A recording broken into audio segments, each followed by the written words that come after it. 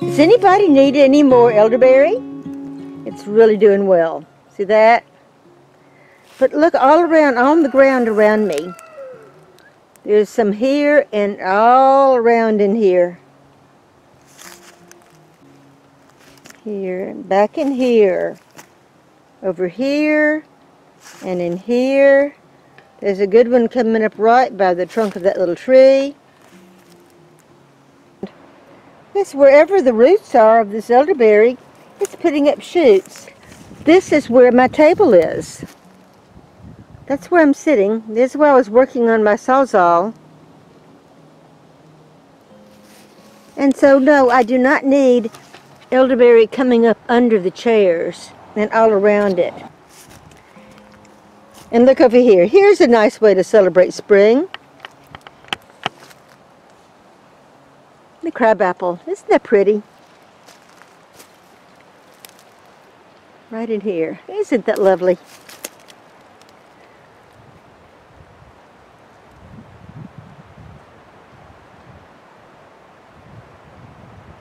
I planted this last year.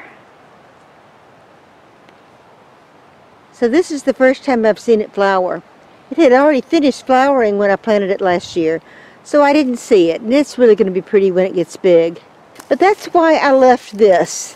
Now all of the talk that I do about privets and how much I hate privets, that's what this little tree is right here that I'm sitting under. It's a privet.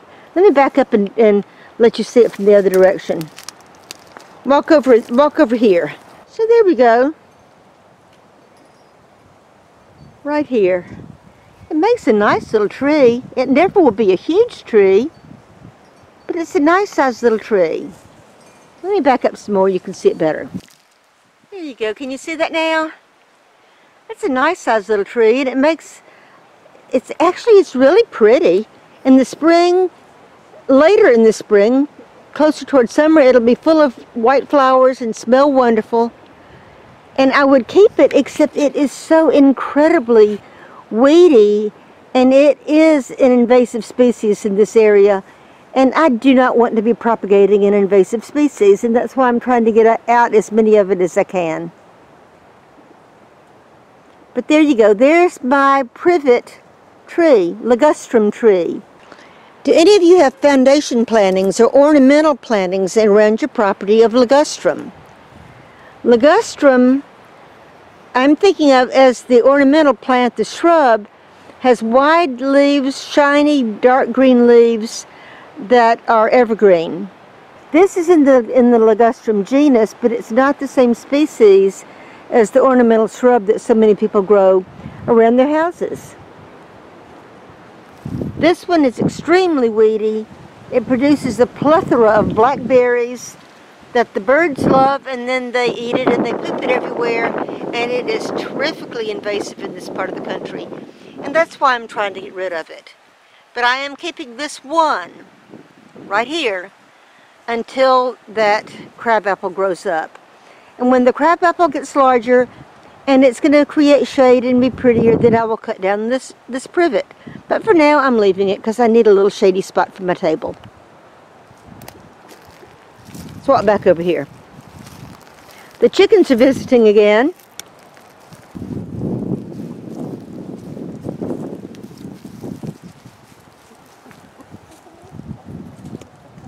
And there's Elvis. You didn't actually see how beautiful Elvis is the other day. There's Elvis. Someone asked, what breed of chicken is Elvis? I'm not positive, but I'm pretty sure Elvis is a blue Wyandotte. He's got the silvery blue feathers on his chest. And when he was younger, all of his feathers were a dark, lustrous black. Why I named him Elvis. But now you see there's a lot of brown feathers in it too. Now, though I believe he is a blue Wyandotte, he has some of the features of a chocolate Wyandotte also. The brown feathers, his cape hackle feathers, and some of the saddle hackle feathers are brown. So he could be a cross between the two. I really don't know. I bought him a couple of years ago, Tractor Supply, as a silver lace Wyandotte. And if you have chickens, you probably know what a silver lace Wyandotte looks like. He does not look like a silver lace Wyandotte, though he is a Wyandotte. I've looked on the Wyandotte site at the different types of Wyandotte chickens there are, and he does look more like the blue Wyandotte than anything else. And he is a beautiful chicken.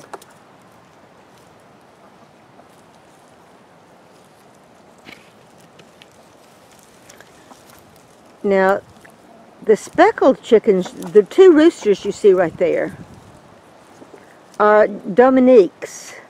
People around here call them Dominiquers. I think that's an old-fashioned name for them. A lot of people in different parts of the country call them Dominiquers. They're very, very much like the barred rock, except their comb is different. They've got what's called a rose comb. It's flat. You see that? Can you see the top of their head? They don't have the typical comb that you think of. It's a rose comb. And so they are Dominiques. The feathers look exactly the same, but they're a different breed. They're an old breed. And again, there's Elvis. Say hello, Elvis. You giving us the eye? Okay. And there they go. Off to explore other parts of the farm.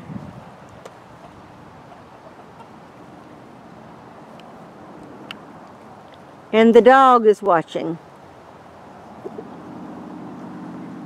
He's right there by that part of the fence that I fixed. I didn't fix it, I repaired it. It's a temporary repair. So let's see what else. Is there anything else that I can show you? Oops. Mulberry. The mulberry leafing out. Over here is a fig, brown turkey fig. Let's see, is it going to survive? There was a green bud on it right here. And then we got another freeze. You do know how to tell if a tree or a shrub is alive, don't you? Well, the easiest way, you don't have to get out your knife, you don't have to do anything. Just use your fingernail and scratch the bark. And do you see here? Right there. Do you see the green bark? Well, not the green bark. That's the cambium layer underneath the bark, and it's green. So yes, this is still alive. It's just going to have to put out some more buds. This fig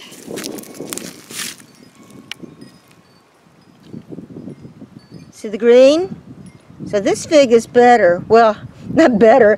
This fig didn't get killed off. At least the buds did not get killed by the last freeze. All the way to the top. And you see the green buds on it? This one is a white fig. And I'm hoping I'll actually have some figs on it this year. It's large enough that maybe I'll actually have some figs.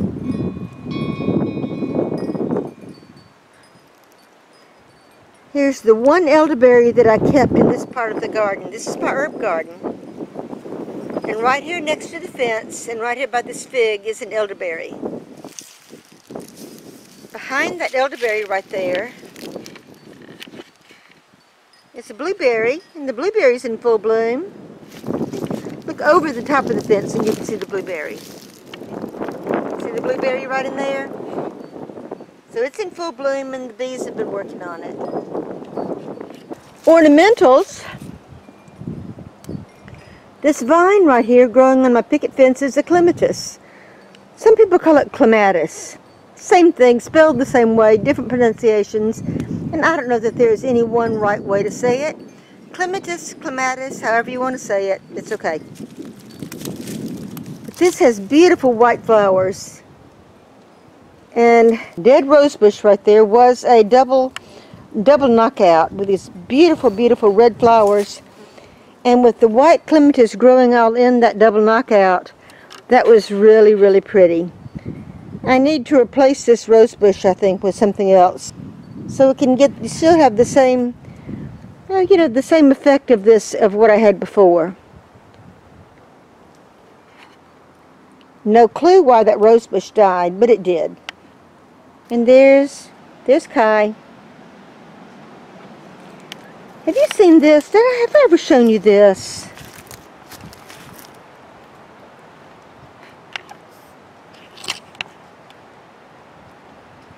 That was a gift from my husband. You know, it wobbles, but once I get it in the ground, it's fine. Right where I have it right here, the ground is rocky. And I need to fix it somehow or another, but I love that sign. And I guess I should get some kind of gold paint and repaint where it should say welcome, and right now it says Wheel to. W-E-E, we to Ginger's Garden. Should say welcome to. Right here is a blackberry, and I see new foliage. There's leaves coming up on it right there. So that's fine. That's going to do good. It's a thornless blackberry, and I've forgotten what the variety is. I bought it at my local hardware store. They have a garden center. So I'm fortunate that we do have a store in town that has a garden center. Otherwise, I have to go to the next town over, 30 or so miles over, to any place that has a garden center. Or I mail order.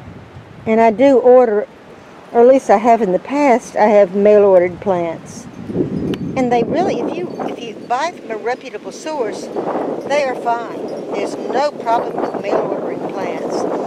And most of us have mail ordered things like fruit trees and shrubs and things from companies like Stark Brothers or Ison's for the muscadines.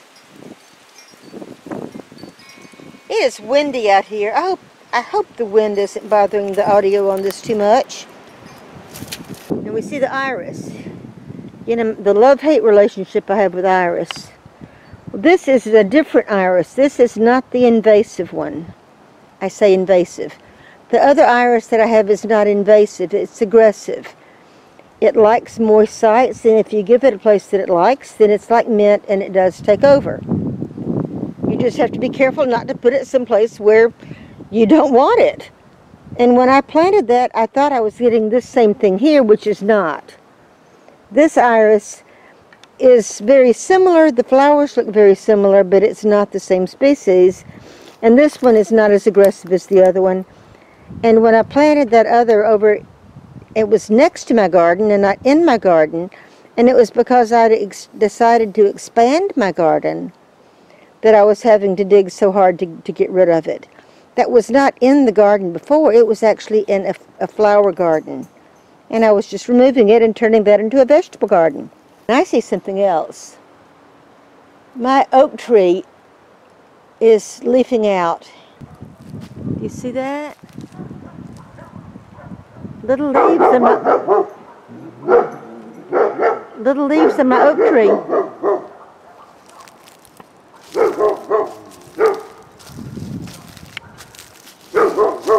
You see right in here, do you see that? The leaves and also the little catkins. That's the part that produces the pollen. That's the male reproductive part of the oak tree. They don't have flowers like regular other plants, like flowering plants. This is a flowering plant, but it has a totally different kind of flower. And this is the male flower. Produces pollen. Look up against the sky.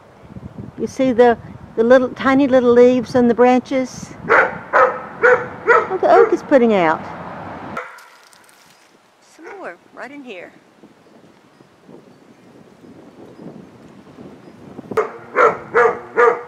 Here, look over here. Walking down the highway. See, there's somebody walking down the road. And he is certainly talking about it. That is his property. What else do I have that I can show you? I see something I don't know that you're going to be able to see, but let's look up. Up into that tree, right in there, the redbud's blooming. Let me walk over closer to it. Look up in the tree. Do you see the redbud? See the pink flowers on that? Don't know why they call that redbud, because those flowers definitely are a fuchsia color and not red. And it doesn't have the red buds on it like a red maple. But still, it's a redbud. And that means the dogwoods are probably blooming too. I need to go on the Nature's Trace and see if I can find the dogwoods blooming. Maybe I'll do that tomorrow. So there's my peach. Right there.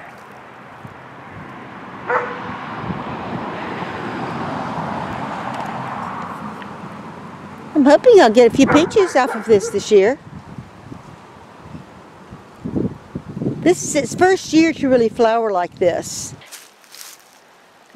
Do you see the red tape, or the tape on these? You really can't see what it is probably, but those are plum trees. So those are my plums, and they're still too small. But hopefully in a few years they'll be big enough to produce. And behind them, what do you see? Privet, of course, privet. Privet, privet, privet. When they flower, they smell fabulous. And they flower about the same time as the honeysuckle. I'll show you when they flower. It's too early for them right now. Here's my little plum. That plum has green leaves. You see that one? And the one over there also has green leaves. This one right here, let me walk over here to it. This one has purple leaves. Red leaves. So it's a different species. It's good to have more than one different species of most different kinds of fruits so they pollinate better. And that's why I have one that's different. It is a beautiful, beautiful day, and I'm going to go sit back down again. My back hurts. Bye, y'all. See you next time.